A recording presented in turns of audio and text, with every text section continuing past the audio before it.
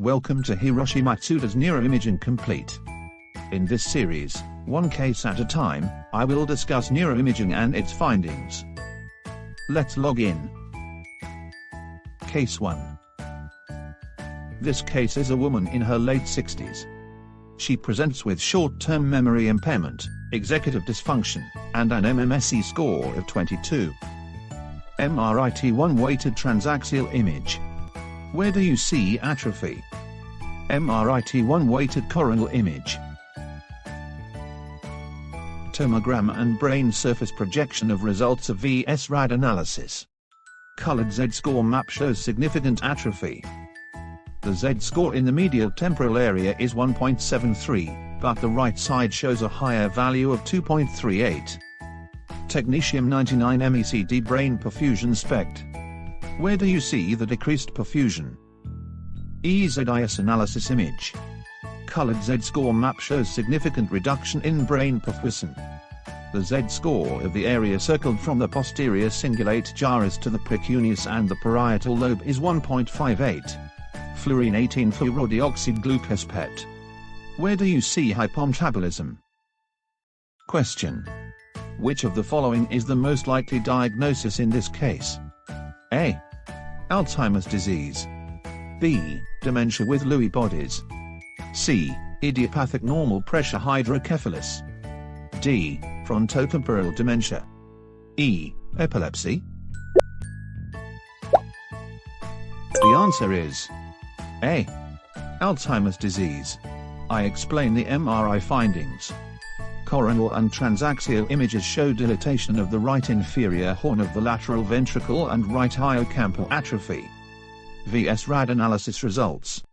In addition to the right hippocampal atrophy is also seen in the posterior cingulate gyrus, medial frontal area, middle to inferior temporal gyrus, and right parietal lobe in the brain.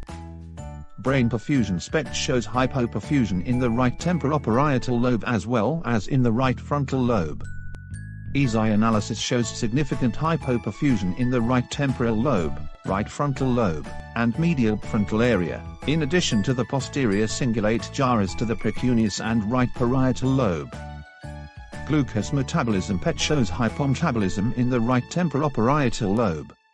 Hypometabolism in the right frontal lobe is mild. The figure shows the areas prone to brain perfusion and metabolic decline and atrophy in the early to middle stage of Alzheimer's disease. Brain perfusion and metabolism tend to be more prominent than atrophy in the posterior cingulate gyrus to the precuneus, the supramarginal and angular gyri, the middle to inferior temporal gyrus, and the medial frontal cortex. Atrophy tends to be more prominent than brain perfusion and metabolism in the hippocampus, parahippocampal gyrus, amygdala, and fusiform gyrus. Amyloid PET using carbon-11 PIB was performed in this case. Amyloid accumulation is seen in the posterior cingulate gyrus to the precuneus, frontal, temporal, parietal, and striatum. Take-home message. Atrophy in Alzheimer's disease should be assessed primarily in the medial temporal lobe, but atrophy in the posterior cingulate gyrus and temporoparietal lobes should also be noted. The VS-RAD brain surface projection image is useful. Atrophy and decreased brain perfusion and metabolism in Alzheimer's usually show left-right differences. In the absence of other factors such as vascular lesions, left-right differences in atrophy and decreased brain perfusion are expected to coincide. Parietal atrophy and decreased brain perfusion should be focused on the inferior parietal lobule, which consists of the angular gyrus and supramarginal gyrus. Amyloid PET is helpful in cases where the diagnosis is in doubt. A negative result can almost rule out Alzheimer's disease. This concludes the description of this case. This channel is also dedicated to the diagnosis of brain perfusion SPECT in dementia and the reading and quantification of amyloid PET. Please take a look. Thank you for watching.